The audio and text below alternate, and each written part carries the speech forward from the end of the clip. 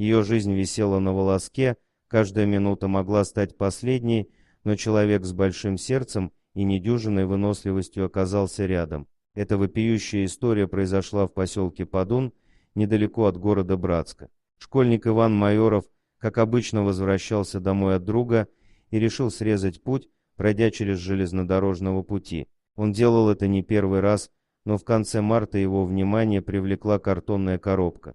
В коробке без движения, свернувшись клубком, лежала собака. Ивану показалось, что она не дышит, но присмотревшись повнимательней, он понял, что она жива. Как ее зовут, как она оказалась в коробке у путей и кто так поступил с ней, решать было некогда. Тогда парень набрал в телефоне адрес ближайшей ветеринарной клиники, а в Подуне она оказалась одна, и понес беднягу на руках за 5 километров. Думал, что мертвая. Смотрю, дрожит. Аккуратно поднял ее и понес до ближайшей ветеринарной клиники. Пришлось останавливаться несколько раз, чтобы передохнуть. Она была тяжелая. Километр за километром парень нес коробку с собакой, которую волонтеры назвали Феней. За это время Феня ни разу не очнулась, потому что была в коме. По прибытии в клинику ветеринары направили хвостатую пациентку в реанимацию центра льготной стерилизации, так как у них не было подходящего оборудования. Иван на собственные средства доставил Феню к специалистам, которые приступили к борьбе за ее жизнь. То, что она перенесла дорогу чудо, заявили специалисты. У Фени было множество травм, от повреждения черепа и глазниц до нарушения целостности конечностей. Ее состояние говорило о том, что кто-то ее избивал. Ветеринары приняли все возможные меры по стабилизации состояния хвостатой пациентки, нормализовали внутричерепное давление, обработали раны, зафиксировали переломы. Спустя 2 дня Феня смогла самостоятельно попить, поесть.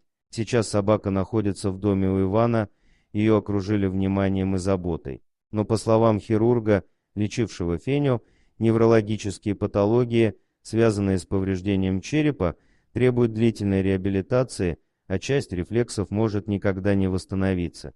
На сегодняшний день собака откликается на ласку. Она уже успела подружиться с карликовым пинчером Ричардом, живущим в доме семьи Ивана Майорова. К слову, он тоже был когда-то спасен. Неизвестные привязали его совсем крохой к безлюдным гаражам, оставив на произвол судьбы. Но и тогда Майоровы оказались рядом. С каждым днем наблюдается положительная динамика восстановления. И даже если физические увечья заживут, неизвестно, через сколько времени Феня сможет довериться людям. В доме, где она находится, уверены, что любви хватит на всех, и бедняга скоро полностью придет в себя. На операцию были потрачены значительные средства. Теперь большие суммы уходят на лечение.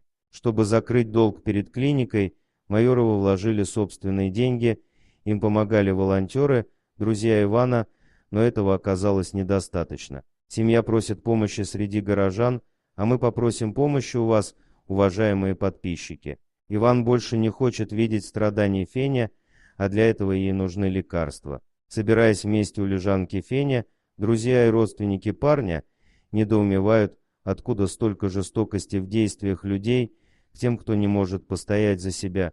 Но этот извечный вопрос, наверное, никогда не получит ответа. Каждый может немного изменить ситуацию, относясь внимательно к братьям нашим меньшим, когда они просят о помощи. Иван пока не определился с будущей профессией, это ему предстоит сделать через год. По его словам, каждый подобный случай приближает его к решению в будущем стать ветеринаром. Дорогие друзья, если вам понравилось видео, поставьте лайк, а также подписывайтесь на канал, где найдете еще много интересного.